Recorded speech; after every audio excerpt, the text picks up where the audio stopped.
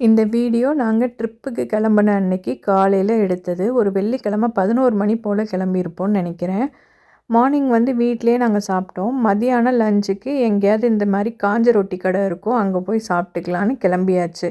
நாங்கள் பொதுவாக சிக்கன் மட்டும்தான் சாப்பிடுவோம், அப்படி இல்லைன்னா ஃபிஷ் எடுத்துக்குவோம். இங்கே சம்டைம்ஸ் ஃபிஷ்ஷு கூட பார்த்திங்கன்னா ஒரு கவுச்சி ஸ்மெல் வரும், அதனால் எனக்கு சாப்பிட பிடிக்காது. மோஸ்ட்லி வெளில போனால் சிக்கன் தான் வாங்கிக்கிறது.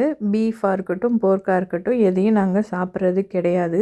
ஸோ என்னென்ன கலரில் சிக்கன் சாண்ட்விச் இருக்கோ அதெல்லாம் வாங்கிக்கிட்டோம். இந்த கடையில் பாஸ்தா, பீஸாலாம் இருந்துச்சு. நாங்கள் அதெல்லாம் வாங்கிக்கல. கலர் கலராக ஆளுக்கு ஒரு சாண்ட்விச் வாங்கிக்கிட்டோம், டிஃப்ரெண்ட் ஃப்ளேவரில்.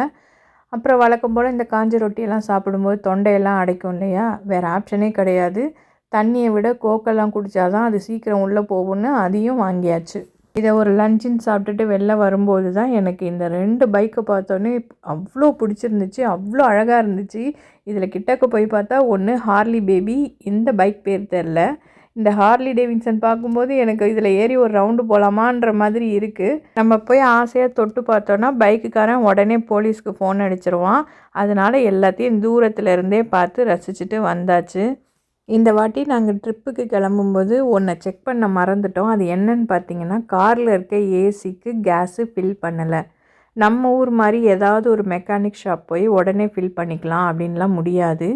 இதுக்கு நம்ம டாக்டர்கிட்ட அப்பாயின்மெண்ட் போடுற மாதிரி இந்த கேரேஜுக்கும் அப்பாயின்மெண்ட் போட்டு வெயிட் பண்ணணும். அவன் 2 நாள் இல்லை 1 வாரம் கழித்து வாங்க, அப்போ தான் உங்களுக்கு அப்பாயின்மெண்ட் இருக்குதுன்னு சொன்னாலும் நம்ம அப்போ தான் போய் ஆகணும். இது நாங்கள் காரை ஸ்டார்ட் பண்ணி ஒரு 2 மணி நேரம் கழித்து தான் வெயிலை ஃபீல் பண்ண ஆரம்பித்தோம். சரியான வெயில். நான் ஃப்ரண்ட்டில் உட்காந்ததுக்கு அதுக்கும் அப்படியே பார்த்திங்கன்னா அனல் காற்று அடிக்குது.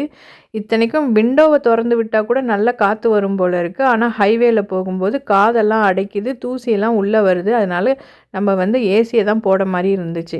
அந்த ஏசி கூட ஃபேன் காற்று தான் வருது. என் பசங்க 2 பின்னாடி உட்காந்து அம்மா எரிச்ச தாங்கலன்ட்டாங்க. என்னாலையும் தாண்டா முடியலன்னப்போ இந்த மாதிரி பேப்பரில் தண்ணியெல்லாம் ஊற்றி கொடுத்து அம்மா மூஞ்சில் வச்சுக்கோ அப்படின்னாங்க. மூஞ்சில் மட்டும் இல்லை, கையிலலாம் அந்த பேப்பரை வச்சு தான் நான் அந்த வெயிலை சமாளித்தேன். ஒரு வழியாக 4.5 hours வந்து ட்ரைவ் பண்ணிவிட்டு நாங்கள் தங்கியிருந்த இடத்துக்கு வந்துட்டோம். இந்த இடத்துக்கு பேர் அப்பாட் ஹோட்டல். இந்த ஹோட்டல் நேம் பார்த்திங்கன்னா செரிஷ். நாளைக்கு இன்னொரு வீடியோவில் பார்க்கலாம். பாய்.